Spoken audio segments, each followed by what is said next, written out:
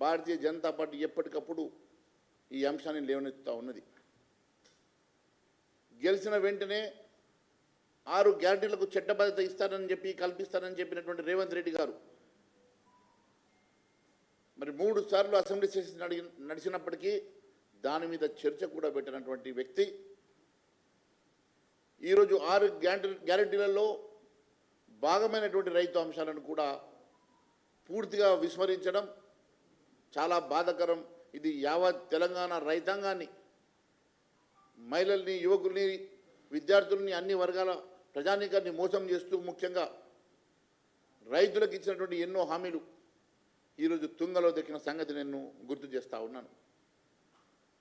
అంతేకాదు అన్నదాతలకు ఇచ్చినటువంటి హామీల్లో భాగంగా రుణమాఫీ చేస్తానని చెప్పి కేవలం సగం మందికి కూడా రుణమాఫీ చేయలేనటువంటి దుస్థితిలో ఈ రాష్ట్ర ప్రభుత్వం ఉన్నది.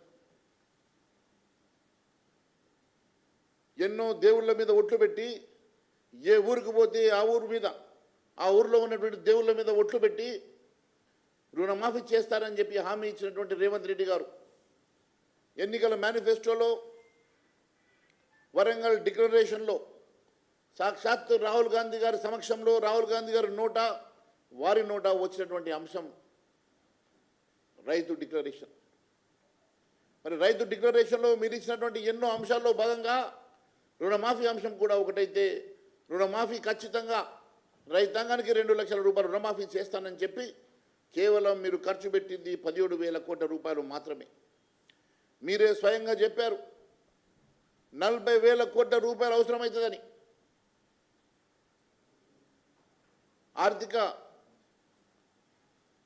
ఆర్థికవేత్తలు చెప్తా ఉన్నారు 49,000 కోట్లు అవసరమని. మీరు 40,000 కోట్లు అన్నారు. అదే మీరు మీ క్యాబినెట్ మీటింగ్లో 31,000 కోట్లు సరిపోతాయని చెప్పారు. కానీ ఈరోజు మీరు ఖర్చు పెట్టింది కేవలం 17,000 కోట్ల రూపాయలే. గత ప్రభుత్వం 1,00,000 రూపాయల రుణమాఫీ చేయడానికి 19,000 కోట్లు ఖర్చు పెడితే మీరు 17,000 కోట్లతోటి 2 లక్షల రుణమాఫీ ఏ రకంగా చేశారని చెప్పి ప్రజానీకాన్ని నమ్మిస్తారని చెప్పి తెలియజేస్తా ఉన్నాను.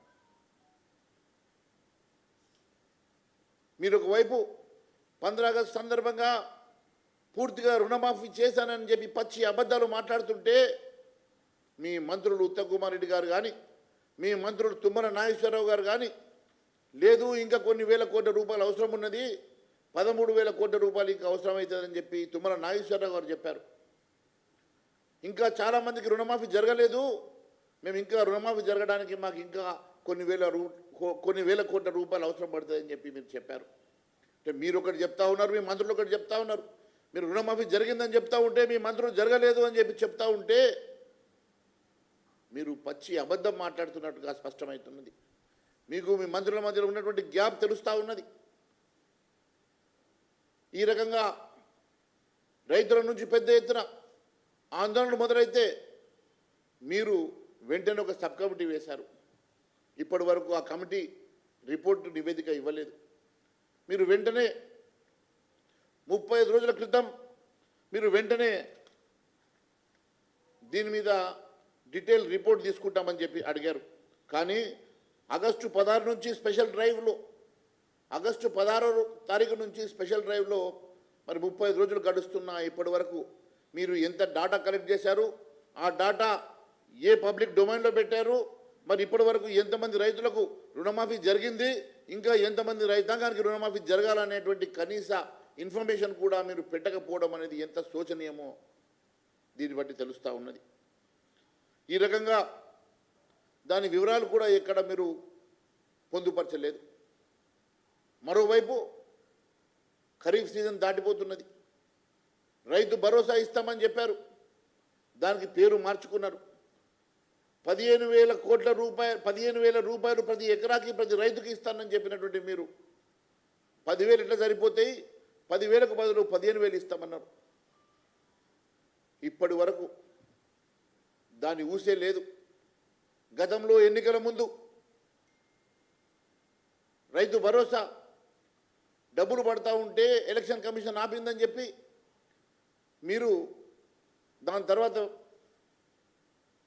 పెంచుతామన్న డబ్బులు పెంచకుండా అవే 10,000 కాడికి పూర్తిగా పంచకుండా ఇంకా వచ్చిన ఖరీఫ్ సీజన్లో 15,000 పెంచుతామని చెప్పి, మరి గత సీజన్లో 5,000 బ్యాలెన్స్ ఏదైతే ఇచ్చిన కాడికి తీసుకోండి, మిగిలిన 5,000 రూపాయలు నేను ఖచ్చితంగా ఇస్తానని చెప్పి 5,000 కొట్టినావు. ఇప్పుడు 15,000 రూపాయలు కూడా ఇప్పటి వరకు దాన్ని ఊసెత్తడం లేదంటే మీ ఆలోచన విధానం ఏంది? అసలు ఇప్పటి వరకు దాని మీద మీరు వేసినటువంటి కమిటీ ఏం రిపోర్ట్ ఇచ్చిందో కూడా మీరు బయట పెడతలేరు.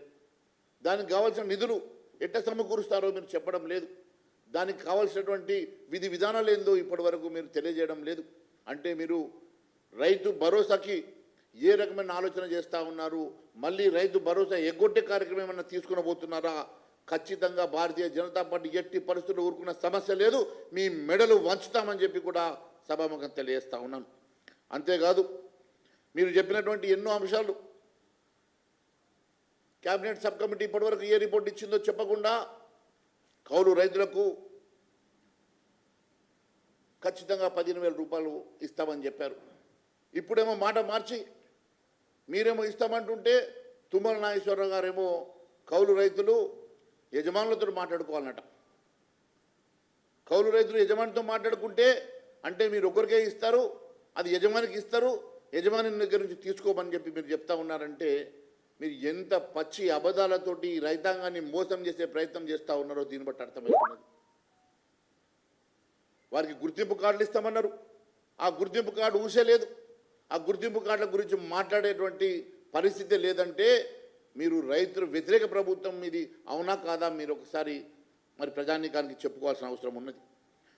ఈ రకంగా మీరు ఒక మాట ఇంద్రమ్మ రైతు భరోసా, ఇంద్రమ్మ రైతు భరోసాలో మీరు ఉపాధి హామీ కూలీలకు కూడా 12,000 రూపాయలు ఇస్తామని చెప్పి ఒప్పుకున్నారు కదా. ఉపాధి హామీ కూలీలకు 12,000 రూపాయలు ఈరోజు ఊసేలేదు. దాన్ని రైతాంగంతో వ్యవసాయంతో అనుసంధానం చేస్తామన్నారు. దాని గురించి ఇప్పటి వరకు మాట్లాడరు. రైతు ఇంద్రమ్మ రైతు భరోసా పేరు మీద ఉపాధి హామీ రైతాంగాన్ని పూర్తిగా మోసం చేసి అట్టడుగు బడుగు బలహీన వర్గాల జీవితాలతోటి మీరు కేవలం చెలగాటమాడటమే కాదు, వారి ఓటు బ్యాంకుని మీరు ఓట్లుగా మార్చుకోవడానికి అబద్ధాలు చెప్పినట్టుగా రుజువైతా ఉన్నది. ఉపాధి హామీ కూలీలను మోసం చేశారు, కౌలు రైతుల్ని మోసం చేశారు, రైతాంగాన్ని మోసం చేశారు, అన్ని వర్గాల ప్రజానీకాన్ని మీరు మోసం చేసుకుంటూ ఈరోజు కొత్తగా ఉత్తమ్ కుమార్ రెడ్డి గారు సన్నాయి నొక్కులు నొక్కుతున్నాడు. వడ్లకు బోనస్ ఇస్తాం, 500 రూపాయలు బోనస్ ఇస్తామని చెప్పినటువంటి మీరు ఈరోజు దాని అంశం ఎందుకు మాట్లాడతలేరో ఒకసారి చెప్పాల్సిన అవసరం ఉన్నది.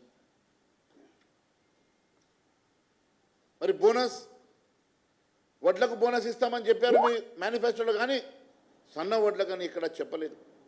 ఈరోజు పూర్తిగా రైతాంగాన్ని మోసం చేయడం అంటే ఈరోజు మీరు అత్యధికంగా సాగు చేసేటువంటి వడ్లు